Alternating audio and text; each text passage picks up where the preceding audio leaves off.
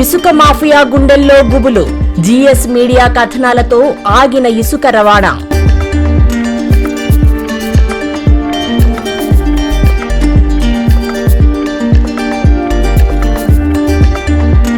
మహబూబ్నగర్ జిల్లా కోయిలకొండ మండలంలోని సురారం వాగు నుంచి యథేచ్ఛగా తరలిస్తున్న అక్రమ ఇసుక రవాణాకు జీఎస్ మీడియా కథనాలతో తాత్కాలిక బ్రేక్ పడింది.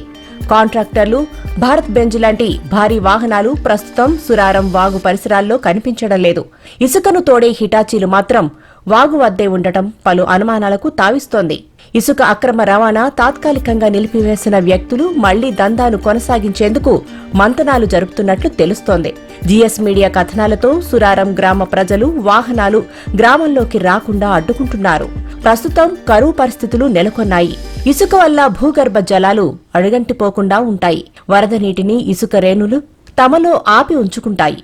ఇలా యథేచ్ఛగా ఇసుక అక్రమ రవాణా చేయడం వల్ల భూగర్భ జలాలు పూర్తిగా అడుగంటిపోయే ప్రమాదం ఉంది.